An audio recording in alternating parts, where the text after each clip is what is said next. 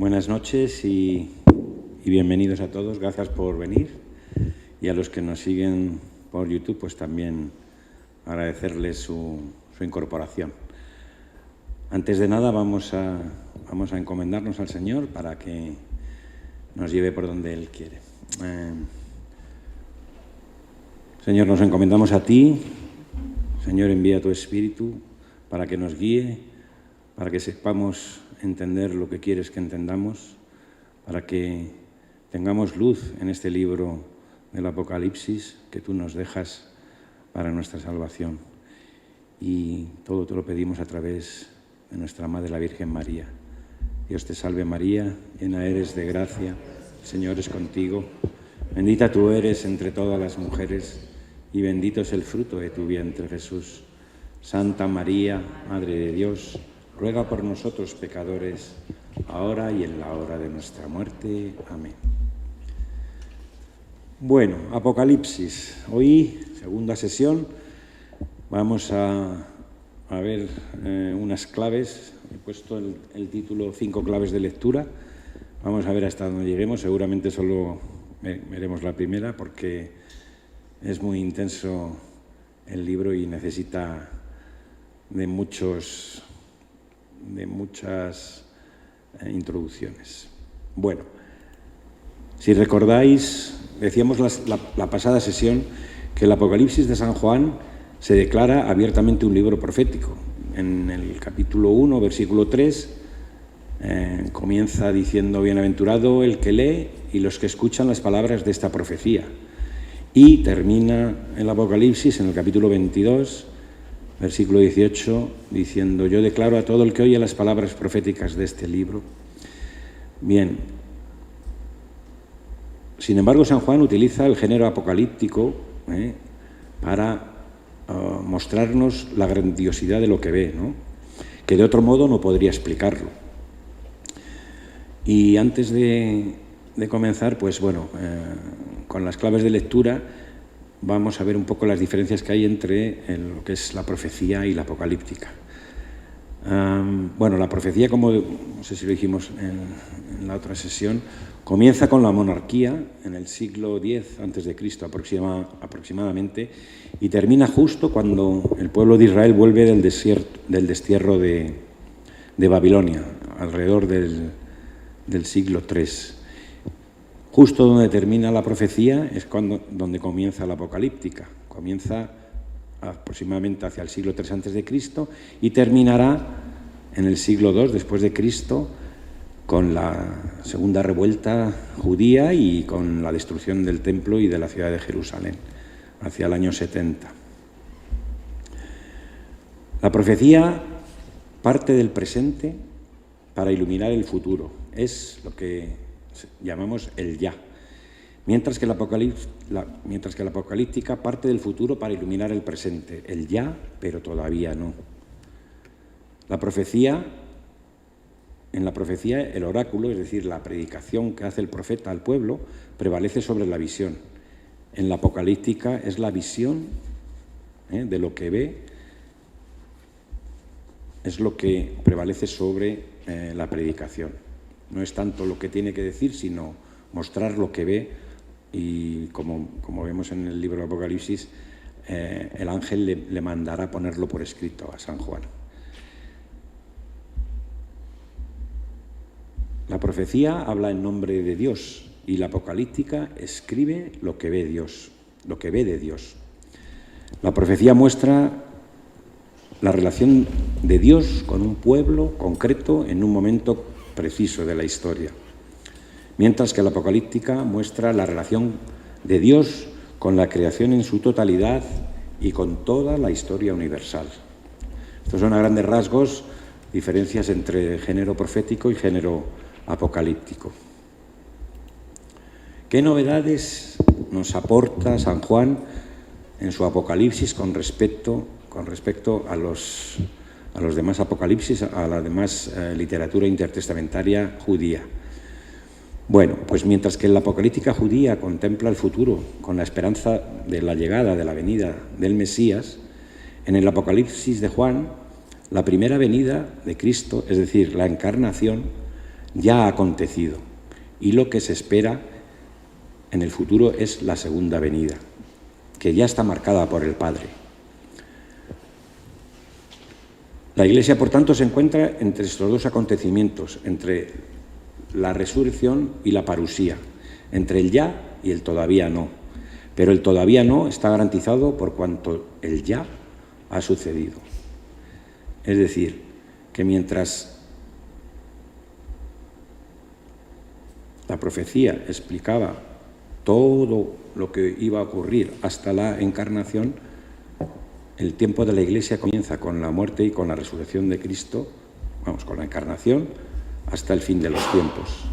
La encarnación produce un cambio en la visión de la historia que nos va a permitir desvelar y comprender el sentido de la historia desde el principio hasta el final. No tanto por los acontecimientos futuros, sino por la plenitud de la revelación de Dios, que es precisamente la encarnación. Con la encarnación Dios se ha revelado plenamente al hombre. Además, mientras que la apocalíptica judía se vincula con personajes del pasado, como ya veremos más adelante, pues por ejemplo están los libros apócrifos de Enoc, de Esdras, de Moisés, Juan ha sido testigo presencial de la muerte y de la resurrección del Señor, y ahora es testigo presencial de la visión del Cordero.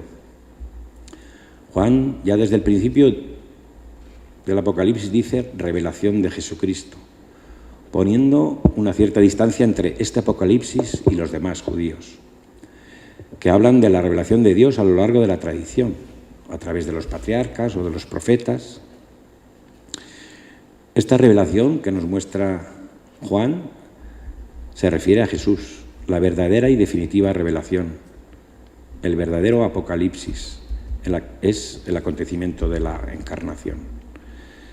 Mientras que en la literatura apocalíptica judía domina la inminencia del día de Yahvé, en el Apocalipsis de Juan lo que predomina es la muerte y la resurrección.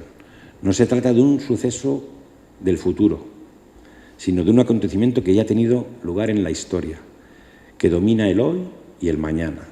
Es, en definitiva, la encarnación, el día de Yahvé. Y lo que permite desvelar el sentido de la historia, como os decía, no son esos acontecimientos futuros, sino la encarnación, momento privilegiado de la acción de Dios en el mundo. Juan dice cómo actúa Dios en la historia, explicando cómo ha actuado en el momento fundamental de la historia, en la encarnación de Jesucristo. En el Apocalipsis de Juan existe una progresión, no tanto una progresión cronológica, sino más bien un progreso en la comprensión del misterio de Jesús, y mediante comprender el misterio de la encarnación, comprender el sentido de la historia. Por eso siempre decimos que no tiene ningún sentido hacer cualquier lectura del Apocalipsis, ni desde el punto de vista histórico, ni cronológico, ni por supuesto literal. Y como ya veremos, se trata de una lectura contemplativa, de una lectura con el corazón abierto. Bueno, simbolismo. Como ya dijimos, el Apocalipsis es el libro más rico en simbología, lo que le convierte también en el libro más difícil y controvertido de toda la Biblia, que de hecho ha sido objeto de múltiples investigaciones, interpretaciones y debates a lo largo de toda la historia. El símbolo es utilizado en la apocalíptica porque permite expresar lo inexpresable, dada la polivalencia que tiene el símbolo para mostrar significados e interpretaciones. En el Apocalipsis vamos a ver distintos tipos de símbolos. Yo he puesto aquí unos cuantos, los fundamentales. Vamos a ver símbolos cósmicos con dos niveles de significado, uno realista y otro simbólico. Vamos a ver conmociones cósmicas, el sol escurecido, las estrellas que caen. Todas estas conmociones cósmicas son signos del poder de Dios, que esperan siempre no tanto destruir ni traer desgracias a la humanidad, sino provocar la reacción del hombre y convertir su corazón. Dios siempre busca la salvación de todos los hombres. También vamos a ver símbolos teriomórficos, es decir, animales como protagonistas. Vamos a ver cordero, vamos a ver león, vamos a ver caballos, vamos a ver un dragón, vamos a ver bestias. Son símbolos cuya acción influye sobre los hombres y sobre su historia. Vamos a ver también símbolos antropológicos. Por ejemplo, el tema de la ropa, que muestra aspectos importantes de las personas que San Juan ve. Ropas manchadas de sangre, túnicas, un manto blanco. También importante el símbolo de la mujer, que San Juan va a utilizar 19 veces a lo largo de todo el Apocalipsis, aunque solo 3 se refieren a una mujer concreta.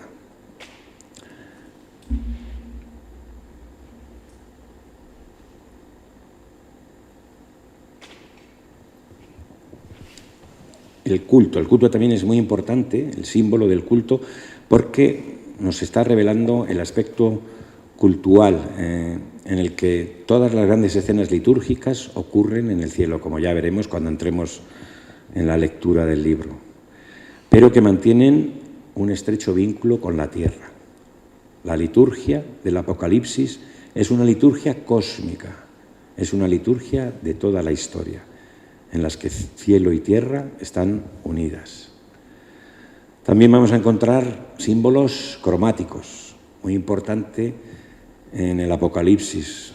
Vamos a ver aparecer un montón de colores. Vamos a aparecer el blanco, que es el símbolo de la divinidad, que siempre es atribuido a Jesucristo. Es el símbolo de la victoria. Vamos a ver rojo, que nos va a dar a entender la crueldad, la maldad. Vamos a ver también el color negro, que significa la muerte, y también el verde o el amarillento, que quiere dar una significación de enfermedad y de caducidad. Y por último vamos a ver también símbolos aritméticos, vamos a ver un montón de números. Y es que toda la historia puede medirse y determinarse de una forma cabalística. Sabéis que los judíos tienen una gran pasión por la cabalística y por la gematría, por los números, ¿no? Vamos a ver aparecer el número 7 en muchas ocasiones. El 7 y sus múltiplos, que significa totalidad, plenitud, ¿no? Y, por ejemplo, también el 12 va a aparecer mucho, también con sus múltiplos, que va a significar estructura completa. Bueno, aquí he puesto, a ver, como es tan complicado el libro, hay muchos autores que estructuran e interpretan el libro de muchas formas. Yo aquí os he puesto unas cuantas. La más sencilla es la que he puesto en primer lugar, la general. El Apocalipsis tiene un prólogo y un epílogo, y luego podríamos dividirla en 2. En la carta a las 7 iglesias, que son los capítulos 2 y 3, y luego pues el resto, que no tiene nada que ver con las cartas a las iglesias, en el que Dios es el Señor de la historia, que va desde prácticamente el capítulo 4 hasta el 22. También podemos establecer una estructura cristocéntrica según la figura de Jesucristo. Jesucristo resucitado es presentado, habla a la Iglesia, abre el libro y desarrolla el plan de Dios. También podemos hacer una estructura septenaria o secuencial según van ocurriendo las cosas, o basándonos única y exclusivamente en el hecho y en el acontecimiento histórico de la encarnación, ¿no?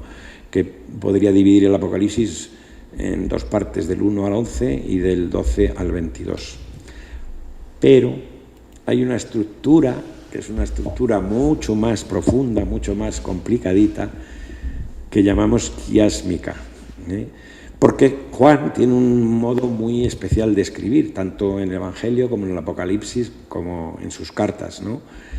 Presenta esta estructura de repetición, comienza siempre presentándonos una escena y luego termina volviendo a ella y, digamos, como dándole la vuelta, ¿no? Esta estructura quiásmica, o en forma de U o en forma de parábola, podemos ver que hay una sucesión de 7 septenarios, ¿no? Que son, como veis ahí, lo he marcado con una S, no sé si lo veis bien, son las 7 iglesias, los 7 sellos, las 7 trompetas, las visiones, las copas. Bueno, no me voy a enrollar mucho en esto porque esto es para profundizar y es más académico que otra cosa, pero bueno, sí, lo que quiero dejar claro es que hay una idea de unión. San Juan estructura el Apocalipsis de una forma absolutamente genial. Nada que hay en el Apocalipsis está escrito por casualidad, nada de lo que dice, que ve, está puesto por casualidad. Y cuando entremos en el libro veremos cómo podemos ir de un sitio a otro y ver que todo encaja, ¿no?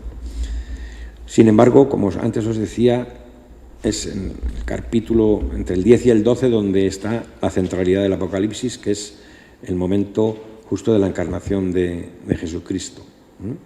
Pero bueno, aquí no me voy a entretener mucho porque esto es un poco peliagudo y bueno, si tenéis alguna pregunta, pues luego volvemos a ellos, ¿no? Pero esto es un poquito más complicado, ¿no? Porque hay una serie de visiones, una serie de doxologías o de alabanzas y también en medio mensajes. En fin, esto es más exégesis que otra cosa. Esto es pura y dura interpretación. Pero bueno, vamos a seguir adelante. Claves de lectura, también hay muchas claves, muchas interpretaciones. Prevost, que es un monje benedictino al que yo sigo y en el que me he basado mayoritariamente para estructurar todas estas sesiones de Apocalipsis, nos da 5 claves: cristológica, profética, simbólica, apocalíptica y evangélica. La primera, cristológica, evidentemente se centra en la figura de Cristo como el absoluto protagonista del libro. La profética, que analiza, digamos, el contenido profético histórico del libro. La simbólica, pues evidentemente interpreta los símbolos. La apocalíptica se mete de lleno en el género apocalíptico que vimos en otra sesión y que seguiremos entrando en él. Y finalmente la evangélica, que busca el mensaje central del libro. También Scott Hahn plantea otro tipo de interpretación en base a 5 escuelas. La preterista, que interpreta el cumplimiento de las profecías durante el siglo I después de Cristo, identifica personajes con personajes de la época, pues Babilonia es Roma, la bestia es Nerón, en fin. Una escuela idealista, que interpreta el libro como una alegoría del combate espiritual entre el bien y el mal, o futurista, que identifica los personajes que San Juan nos narra con personajes que han surgido a lo largo de la historia, ¿no? Bueno, las bestias hay quien las identifica con Napoleón, con Hitler, con Mao Zedong, en fin, bueno.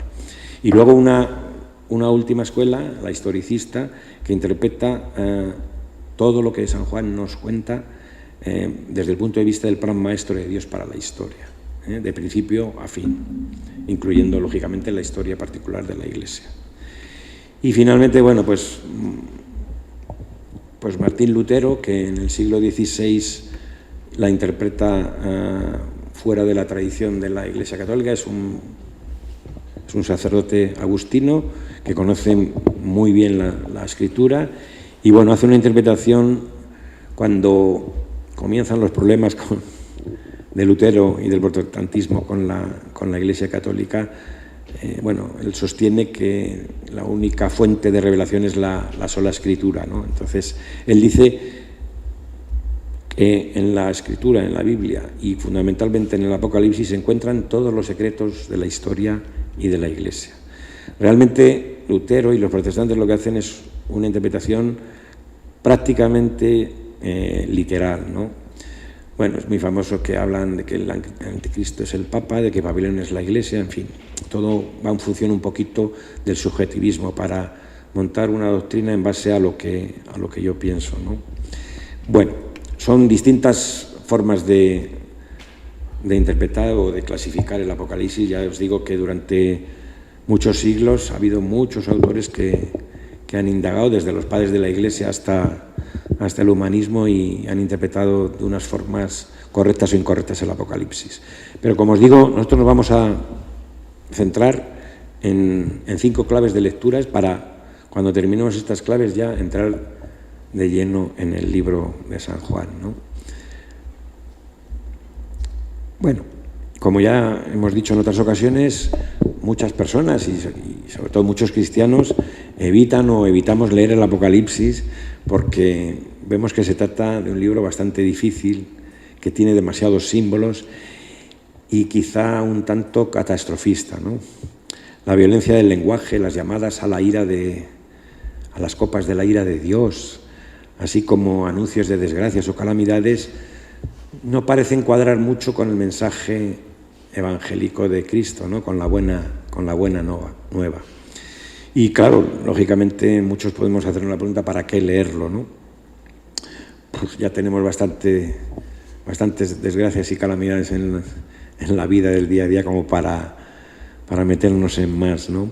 Otros, por el contrario, pues devoran este libro con un insaciable apetito, pero desgraciadamente no lo hacen con buenas razones, ¿no? Quieren saber más del dragón, de la bestia, del número, de los jinetes, de los monstruos, de todos los estragos vaticinados sobre el cercano y hipotético fin del mundo, ¿no? Pero que realmente no demuestran mucho interés por Jesucristo, ¿no? Por el Cordero, que es el único capaz de interpretar la historia de la salvación.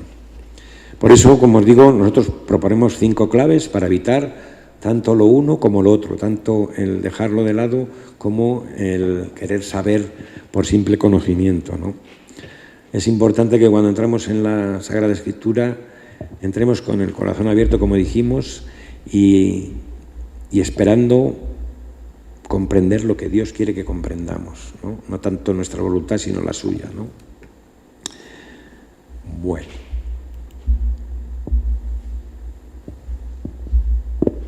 Primera clave, es la clave cristológica. Se trata de descubrir el Cristo que se revela en el Apocalipsis.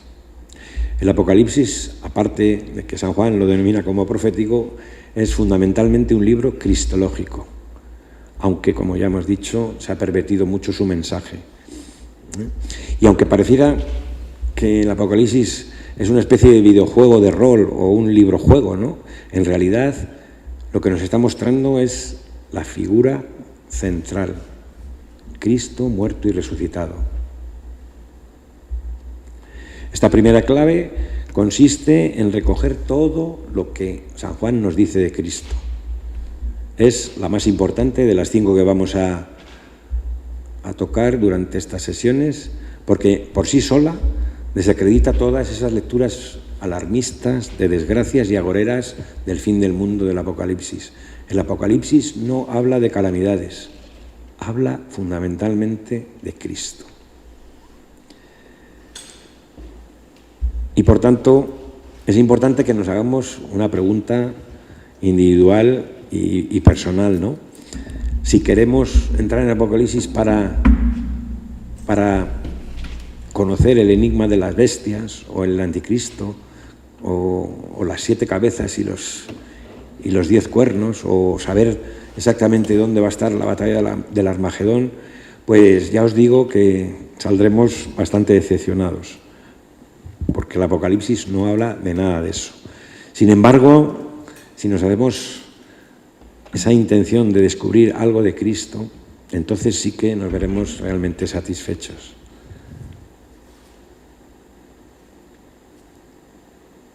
La centralidad de Cristo en el Apocalipsis se deriva fundamentalmente de los 4 elementos que os he puesto en la pantalla, ¿no? El título, Apocalipsis 1.1, es un título revelador que nos remite tanto al objeto como a la fuente propia del libro.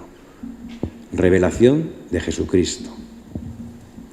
Las visiones situadas en lugares estratégicos del Apocalipsis, en el prólogo y en el epílogo, también nos van a centrar bastante. Las 7 aclamaciones litúrgicas que expresan la fe de la Iglesia, de la comunidad, tanto de la triunfante como de la militante. Y finalmente, diseminados por todo el Apocalipsis, vamos a encontrar una colección que no tiene parangón en todo el Nuevo Testamento, en cuanto a títulos cristológicos, que no aparecen en ningún otro libro del Nuevo Testamento. Un título revelador. Bueno, los comienzos de los libros de la Biblia son especialmente importantes porque, en principio, nos sitúan para la comprensión tanto del género al que nos enfrentamos como del contenido. El del Apocalipsis no puede ser más revelador, como ya os he dicho. Comienza San Juan diciendo revelación de Jesucristo. Y esto puede ser o puede tener dos sentidos: que procede de Jesucristo, Él es la fuente, o que es una revelación sobre Jesucristo, es decir, que Él es el objeto, ¿no? En cuanto a las dos visiones, nos sitúan en el meollo de la cuestión del Apocalipsis. Juan comienza y acaba su libro con una visión de Cristo, muerto y resucitado, que aparece con todo poder, con toda gloria, con el propósito de reavivar la esperanza de sus hermanos, como dice San Juan, de sus hermanos en la prueba. Si todo parte de la resurrección de Cristo, todo se proyecta y se anima en la esperanza de su retorno, de su segunda venida. En la visión inaugural del prólogo, San Juan se centra en este personaje misterioso que ya veremos, que se levanta como un hijo de hombre y se presenta a sí mismo como el que vive. Estuve muerto, pero ahora vivo para siempre, y tengo en mi poder las llaves de la muerte y del abismo. Es decir, Jesucristo se presenta como el resucitado. Por eso muchas veces, o muchas personas hablan del Apocalipsis como el Evangelio del resucitado, ¿no? El resucitado, que es el único capacitado para comunicar vida y resurrección, y también para hacernos comprender la historia de la salvación. En la visión final del capítulo 22, San Juan nos conduce a este mismo personaje, pero cambia un poco sus títulos, ¿no? Habla del alfa y el omega, del primero y el último, del principio y el fin. ¿Y qué hace con esto? Nos está invitando a todos los creyentes a entrar en el misterio pascual. Dice el capítulo 22, versículos 13 y 14, dichosos los que laven sus vestidos para tener derecho al árbol de la vida y poder entrar en la ciudad por sus puertas. Su venida, la segunda venida de Cristo, es implorada, ya lo veremos en el libro, por el Espíritu y por la esposa, diciendo, ven, amén, ven, Señor Jesús. Algo que nos suena mucho, ¿no?, de la liturgia. El capítulo 4 nos sitúa en el mundo celestial, en el cielo, en presencia del viviente que está sentado en el trono, que es evidentemente Dios Padre. Pero a continuación empieza con una tensión dramática que culminará en el capítulo 5, donde Juan deplora el hecho de que nadie, se lamenta, incluso llora, de que nadie pueda abrir el libro sellado. Pues bien, el Cordero, Jesucristo, es el único que tiene plenos poderes para hacerlo. Y efectivamente va a abrir el libro y va a abrir los sellos. Cristo hacia atrás, en primer lugar, tiene el poder de iluminar el libro, es decir, iluminar el Antiguo Testamento.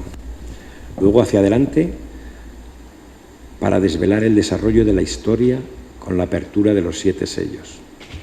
En la segunda parte del Apocalipsis se le concede una cierta importancia a la bestia, ¿no?, a partir del capítulo 12 hasta el 20, pero todo se sitúa bajo el signo de la visión de Cristo muerto y resucitado, de su nacimiento en el capítulo 12 y de su rapto al cielo.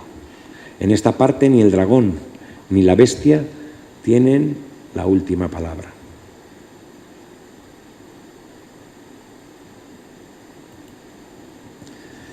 Bueno, hay, como ya os he dicho, 7 aclamaciones litúrgicas a lo largo de todo el Apocalipsis. Yo he intentado ponerlas aquí, lo que pasa es que no lo vamos a leerlas por tiempo, pero bueno, voy a hacer una especie de resumen de cada una de ellas. En la primera, que es el capítulo 1, San Juan destaca la importancia de la figura de Cristo y de su acción salvífica, puntualizada por un doble amén. Cuando un judío repite una palabra, está dando una importancia suprema, porque en el vocabulario judío no hay el superlativo. Entonces, cuando escuchamos amén, amén, está diciendo amenazo, ¿sabes? Como un amén muy grande, ¿no? O cuando habla del cantar de los cantares, es el cantarísimo, ¿no? Pues cuando un judío repite dos palabras, está dando una importancia y un énfasis muy importante para lo que va a ocurrir, ¿no? En el capítulo 5 menciona la dignidad del Cordero y sus atributos reales. Resalta la plenitud de vida y de poder que tiene el Cordero degollado, el Cristo resucitado. Un poquito más adelante, en el mismo capítulo 5, versículo 12, veremos cómo la liturgia culmina o se vincula con la muerte de Cristo, porque fuiste degollado y digno es el Cordero degollado. Iremos viendo muchas frases y muchas aclamaciones que nos van a sonar mucho, porque están la mayor parte de ellas incluidas en nuestras misas, ¿no? En nuestra liturgia. En el versículo 13 del capítulo 5, la liturgia celestial, que ha proclamado ya la grandeza y la santidad del viviente, reconoce los mismos atributos de Dios Padre al Cordero inmolado y de pie, que quiere decir o quiere significar poder y gloria, y lo celebra como igual a Dios. Está igualando a Cristo con Dios Padre, con honor y alabanza.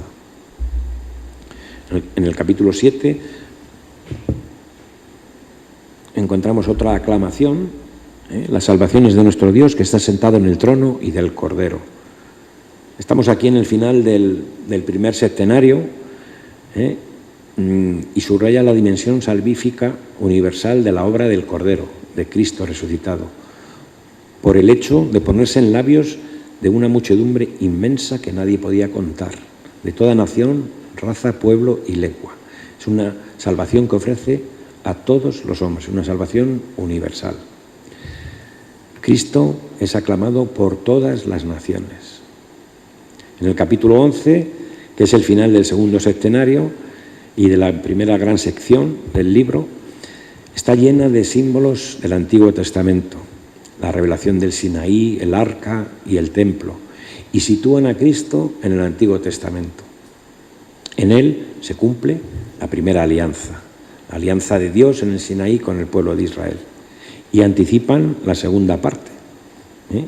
A pesar de que se describe ampliamente las pretensiones y el poder de la bestia para hacerse con el poder y el control, Juan asegura que el que dirige el mundo no es el emperador romano, sino nuestro Señor Jesucristo.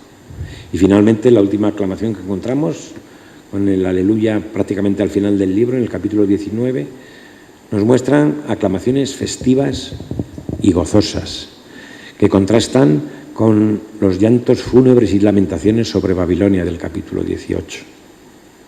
Una inmensa muchedumbre se alegra de la victoria del Cordero sobre la bestia. Esta última aclamación que encontramos en el capítulo 19 nos va a introducir en las bodas del Cordero, que ya veremos más adelante, y celebra ya la unión de Cristo con su esposa, con la Jerusalén celeste. Pero iremos a su debido momento. Como os he dicho, hay un montón de títulos cristológicos a lo largo de todo el Apocalipsis.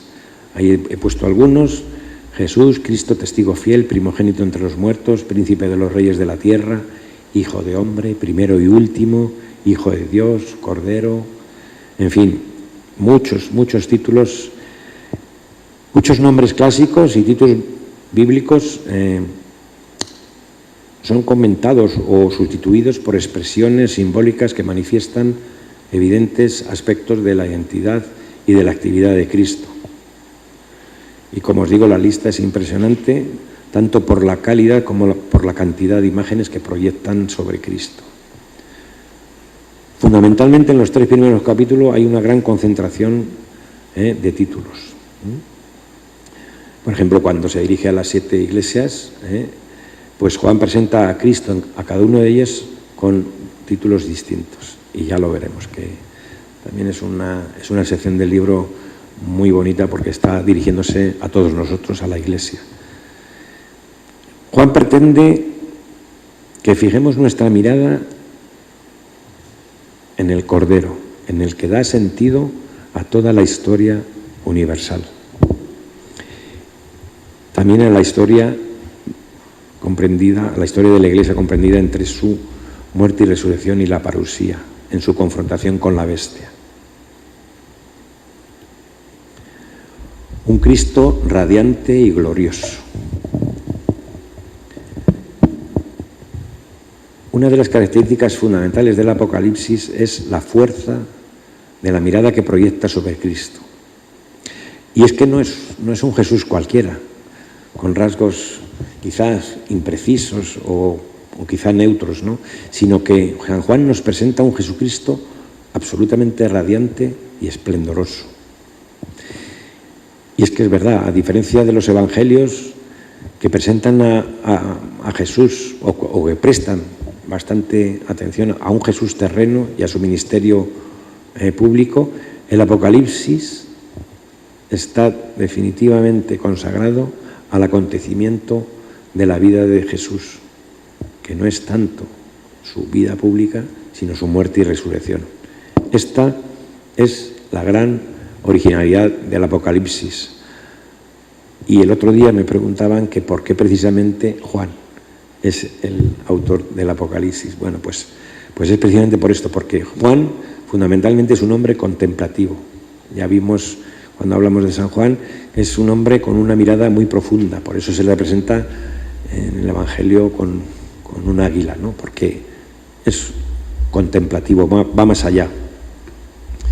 Y es que Juan ha sabido retener las dos facetas inseparables de este misterio, ¿no? Cristo se presenta como el que vive, pero también nos recuerda que estuvo muerto. Nos está marcando la muerte y la resurrección, el acontecimiento más importante de nuestra fe. Bueno, no quiero alargarme mucho con mucha traca, pero en realidad Cristo es el vencedor de la muerte y es primicia de un mundo nuevo. Nos está dando una esperanza a todos los cristianos de todas las épocas y de todos los tiempos, ¿no? El Cristo de Juan y del Apocalipsis es un Cristo glorioso.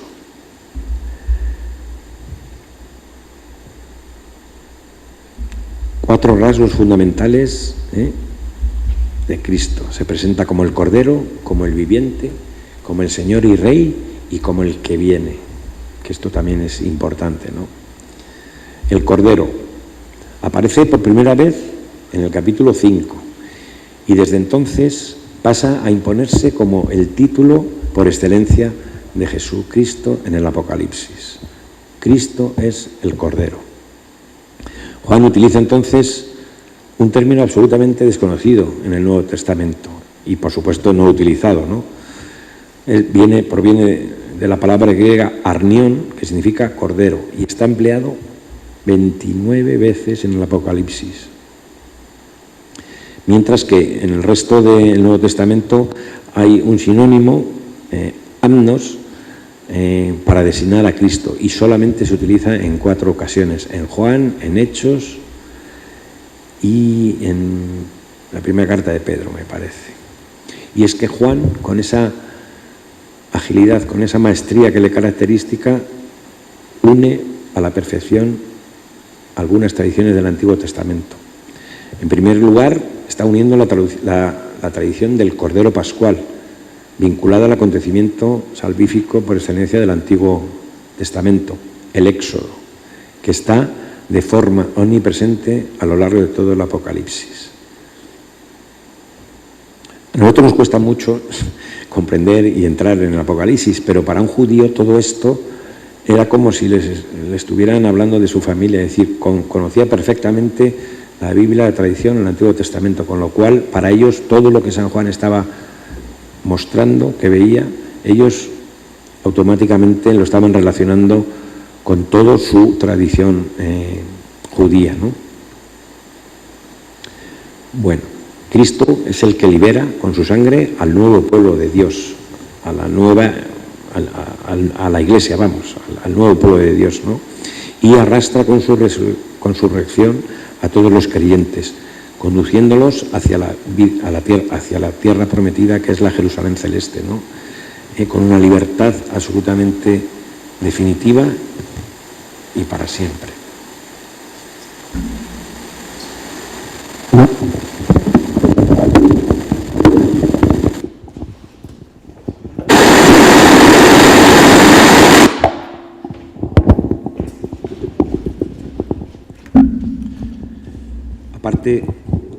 Aparte del Cordero Pascual, San Juan evoca también los cantos del siervo, que a nosotros nos suenan muy extraños. Está hablando del libro profético de Isaías, en el capítulo 52 y 53, que evidentemente los judíos se conocían de memoria, ¿no? Ya sabéis que ellos no tenían nada escrito, lo escuchaban en la sinagoga o en el templo y todo lo aprendían de memoria, ¿no? Los cantos del siervo, que pertenecen a un periodo un poco anterior al destierro, ¿no? Y que un nuevo profeta, bueno, sabéis que Isaías está escrito a lo largo de 300 años, entonces los biblistas diferencian Isaías en tres partes, ¿no? Bueno, pues esta es una de las partes un poquito antes del destierro, ¿no? Y que también Isaías interpreta en términos de un nuevo éxodo, el siervo, que es llevado como un cordero al degüello, da su vida por la salvación de todos. Bueno, dice Isaías que verá la luz, se saciará y entonces podrá justificar a muchos, ¿no? Es apasionante. Si tenéis ocasión de leer todo Isaías, pero fundamentalmente el capítulo 52 y 53, pues bueno, pero en fin, poco a poco, ¿no? Y la pregunta es, ¿quién es ese misterioso siervo del texto de Isaías que habla muchos siglos antes de que Cristo se encarne, ¿no? ¿Es el mismo profeta? ¿Es la comunidad? ¿Es el Mesías? Lo cierto es que su destino es determinante para el devenir de Jerusalén y los judíos lo saben. Por tanto, es un texto que ofrece un marco absolutamente ideal para la reflexión de Juan, con la que quiere demostrar el papel salvífico de Cristo para una gran muchedumbre, el poder de la salvación para toda la humanidad. El Cordero es sinónimo de victoria. El capítulo 14, versículo 1 dice que estaba de pie sobre el monte Sión. Cuando en la Biblia muestra a una persona en pie, está significando victoria, poder, autoridad, ¿vale? Y es que el Cordero es el encargado de curar a Jerusalén y de devolverla todo su esplendor.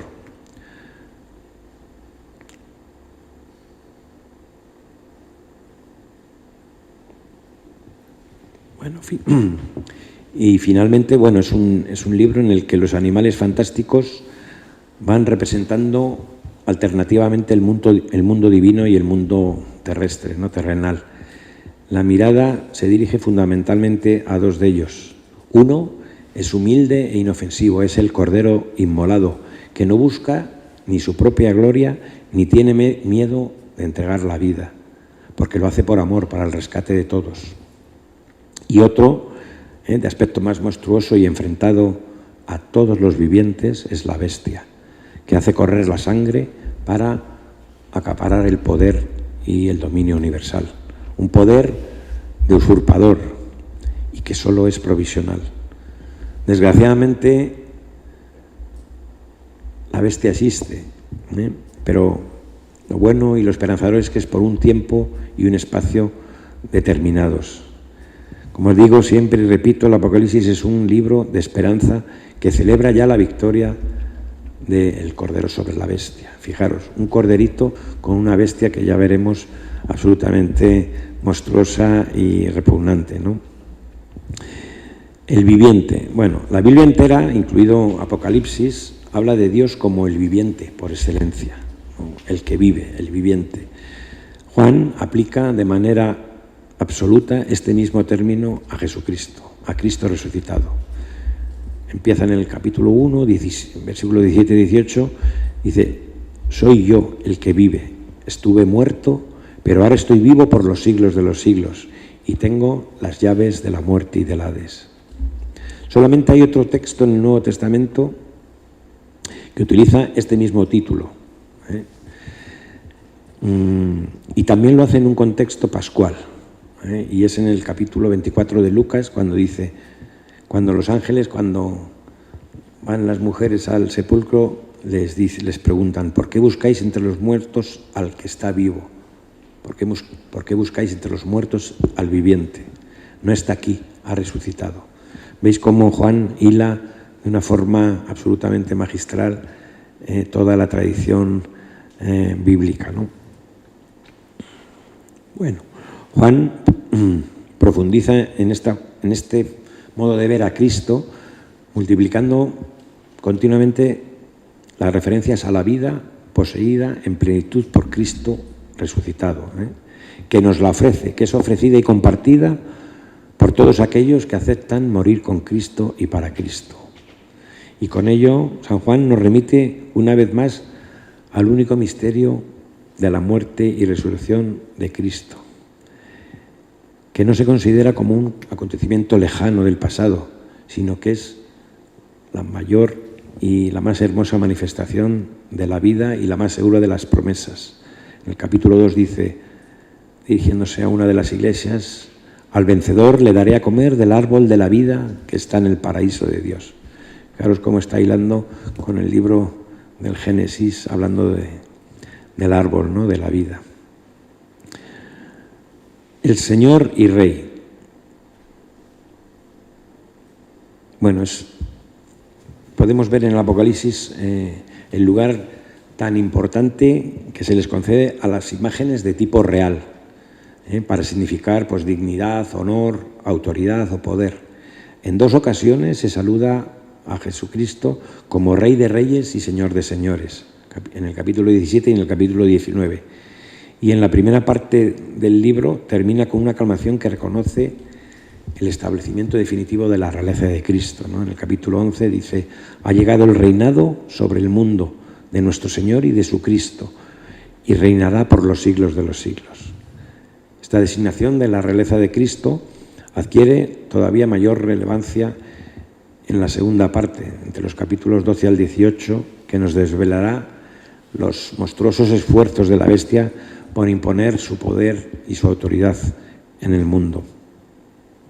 Juan y la comunidad cristiana a la que se dirige, es decir, a la Iglesia, tenemos la firme convicción de que no puede haber más que un solo Señor, el Cristo resucitado.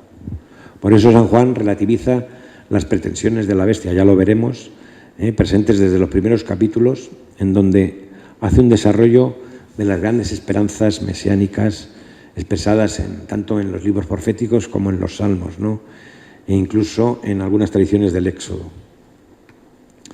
Pero bueno, no voy a entrar ahí. Bueno, en el Salmo 89 habla de que Cristo es el príncipe de los reyes de la tierra. En Éxodo el Señor nos dice, ha hecho de nosotros un reino de sacerdotes.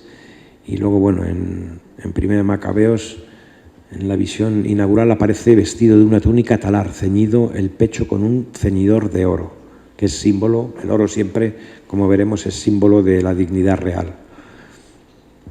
Bueno, estoy hablando mucho y lo está notando la garganta, que no tengo hoy un vasito de agua. Bueno. Una vez más, San Juan se apoya en un dato que no es desconocido en el Nuevo Testamento, pero que él desarrolla más que cualquier otro autor bíblico, y es la dignidad real de Cristo, adquirida solo y exclusivamente por su resurrección, y que reduce y reducirá a la nada cualquier esfuerzo que haga la bestia por intentar arrogarse esa dignidad que solo posee el Cordero. Finalmente, el que viene. La cristología del libro del Apocalipsis es esencialmente dinámica y dirigida hacia el futuro. Recibe un color, digamos, escatológico. Sí. Mira también al futuro, ¿no? El Cristo del Apocalipsis no viene del pasado, viene del futuro. Antes veíamos la diferencia con con la profecía, que se sirve del presente para mirar hacia el futuro, mientras que en la apocalíptica es al contrario. Desde el futuro se nos explica el presente. Capítulo 1, versículo 7 dice: viene acompañado de nubes, todo ojo le verá. Además habla de que la venida de Cristo es pronto. Arrepiéntete pues, si no, iré pronto donde ti. Le dice a un ángel a una de las iglesias, ¿no? Evidentemente siempre podremos discutir sobre la amplitud que quiere significar ese pronto. Evidentemente podemos decir que pronto, dependiendo de dónde y de cómo lo planteemos, pues pronto puede ser inmediato o durar lo suyo, ¿no? Pero sí es importante que sepamos que la apocalíptica judía tiene un sentido muy vivo de la urgencia, el ya. Y en cierto sentido, todo lo que ven está sucediendo prácticamente ya, ¿no? Pronto, ¿no? Bueno, yo creo que con esta última diapositiva vamos a acabar la sesión por hoy. Y yo creo que viendo esta primera clave de lectura de... ¿Qué pasa? Esta primera clave de lectura, de una lectura cristológica, ¿no? Viendo la figura fundamental del Apocalipsis, que es Cristo, ahora sí podemos responder claramente a la pregunta de ¿para qué leer el Apocalipsis? Y sencillamente es para conocer mejor a Cristo, ¿no? En fin, con esta primera clave pues hemos respondido a una de las preguntas que nos hemos planteado durante este curso, y era ¿para qué leer el Apocalipsis? Pero bueno, seguiremos profundizando y entrando. Yo creo que para diciembre terminaremos con esto, y ya con el nuevo año ya entraremos en lo que es el libro, que es lo que me imagino que muchos estáis esperando, ¿no? Pero bueno, es importante saber un poquito todo esto para luego ver cómo al leer el Apocalipsis todo se va a iluminar, todo va a aparecer mucho más nítido. Es importante hacer una breve, que en este caso no es breve, pero introducción, para que luego sea mucho más rápido y más fluido, ¿no? Yo siempre recomiendo que entremos en la Biblia, ¿no? Lo que pasa que, bueno, si entramos en el Apocalipsis y empezamos a ver todas las visiones que se nos muestran allí sin entender un poco qué significan o qué quiere decirnos Juan, pues lo más seguro es que cerremos el Apocalipsis según lo hemos abierto. Entonces, si queréis entrar, podéis empezar a leer el capítulo 1 del Apocalipsis, pero poco a poco y de una forma mucho más evidente entraremos en el futuro, iremos desgranando un poquito lo que Dios nos quiere decir a lo largo de todos los 22 capítulos del Apocalipsis de San Juan. Y nada, con esto nos despedimos. Si tenéis alguna pregunta, hoy la lluvia y el viento han hecho volar a muchos, y somos poquitos, pero vamos, que si tenéis alguna pregunta o alguna aclaración que queréis hacer, pues yo gustosamente y con humildad la responderé. Y a los que nos veréis por YouTube, no en directo, pero pues también os digo lo mismo, podéis dejar en el chat del vídeo cualquier pregunta, cualquier aclaración que queráis que os hagamos, y con mucho gusto pues os la responderemos. Nada, lo que siempre digo, yo soy un mandado, yo lo que aprendo lo doy a los demás. Yo no soy ningún maestro, aunque me apellide Mestre, yo soy solamente un alumno que quiero expresar todo lo que me llena el corazón, ¿no? de la lectura de la Biblia. Me callo ya porque me voy a quedar sin voz, así que si tenéis alguna pregunta, pues adelante. A ver, es que hay unos capítulos muy fuertes cuando, sobre todo, comienza diciendo como, y acabó con un tercio de la Tierra, y cayó un meteorito y tal. ¿Qué se nos quiere decir con todo eso? Con vale, las veremos. costas y todo. veremos un poco toda esa simbología. Un tercio, llegaremos a ello. No voy a anticipar nada porque primero tenemos que ver. Una de las claves es la clave simbólica y ahí veremos todos los símbolos, lo que significan los números, para luego, una vez que empecemos a ver un tercio de la Tierra y cuando empecemos a ver números que aparecen y desaparecen, los 144.000, cuando empecemos a ver números, por eso es importante que primero veamos un poquito toda la significación de los símbolos y luego ya cuando entremos, de verdad, cuando acabe esta gran introducción, entraremos y entenderemos lo que es un tercio. No dañes más que a un tercio de los vivientes. Todas estas cosas que nos parece chino las comprenderemos, porque hay mucha numerología en el Apocalipsis, pero primero hay que saber lo que Juan nos quiere decir con cada expresión y con cada número, igual que con los colores y con las formas y con los animales y con cuando veamos que el sol se oscurece y que cae una ventisca y, en fin, caen muchas cosas sobre la Tierra, pues hay que entender que eso no es algo literal.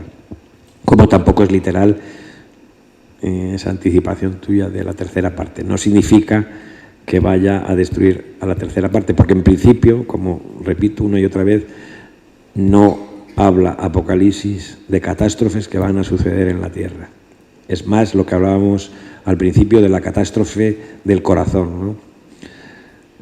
Bueno, le daremos vueltas porque San Juan y el Apocalipsis y la palabra de Dios nunca llegamos a comprenderlo todo, ¿no? Porque esa es la gran maravilla de la Biblia, que siempre es viva y eficaz. Es decir, nunca terminaremos de estrujar los significados y las interpretaciones, y del Apocalipsis mucho menos. Como he dicho al principio, será lo que el Espíritu Santo quiera mostrarnos y necesitemos que nos muestre. Por eso es importante no tener esa curiosidad más mundana de qué significa cada cosa en el Apocalipsis, que es humana y que lo desgranaremos, sino un poco qué nos dice el Señor al corazón. Y lo que nos está diciendo fundamentalmente es que seamos contemplativos. El cristiano, desde la resurrección de Cristo, es un cristiano apocalíptico, es un cristiano contemplativo. Nosotros no tenemos que luchar, ya lo repito una y otra vez, Cristo ya ha vencido. Nosotros solamente tenemos que contemplar y alabar al Señor. Y eso es el gran mensaje del Apocalipsis. ¿Vale? Sé que es un poco duro, que hay muchas cosas y esto es un poco durillo, pero de verdad que merece la pena, que aunque parece, en fin, somos cristianos, tenemos que cargar nuestras cruces y pesan, pero luego viene lo mejor. El final siempre es lo mejor. Vale. Ya está.